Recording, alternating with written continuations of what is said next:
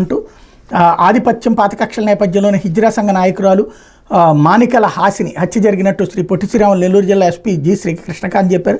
ఈ కేసులోని 15 మంది నిందితులు 12 మందిని అరెస్ట్ చేశామని మిగిలిన వారి కోసం గాలిస్తున్నామని తెలిపారు.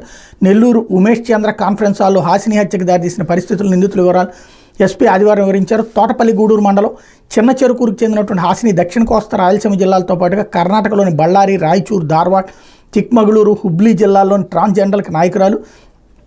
నెల్లూరు జిల్లాకు చెందిన హిజ్రా సంఘ మాజీ నాయకురాలు అలేఖ్య అలియాస్ అనిల్ కుమార్కి హాసిని మధ్య విభేదాలు ఉన్నాయి. ఇద్దరి మీద నెల్లూరు, తిరుపతి జిల్లాలో పలు కేసులు ఉన్నాయి. హాసినికి బోడిగాడి తోటకు చెందిన షీలా సులోచనలతోనూ విభేదాలు ఉన్నాయి.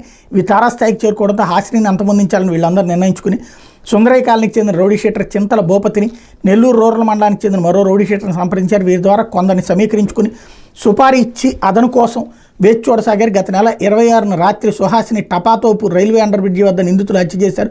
పోలీసులు ప్రత్యేక బృందాలుగా ఏర్పడి నిందితులను గుర్తించారు. కోవూరు అండర్ బ్రిడ్జి వద్ద కారులో వెళ్తున్న నిందితులైన rowdy sheeter Vamsikrishna alias Nani, Ramu, Karthik, Subrahmanyam, Shaik Mastan Vali alias Vali, Venkatadri, Rajesh, Vamsi, Sheela alias Srinivasulu, Alekhya alias Anil Kumar, Chintala Bhupathi ఓ బాలుడిని అరెస్ట్ చేశారన్నటువంటి వార్తని హైలైట్ చేశారు. తల్లిపై కోపంతో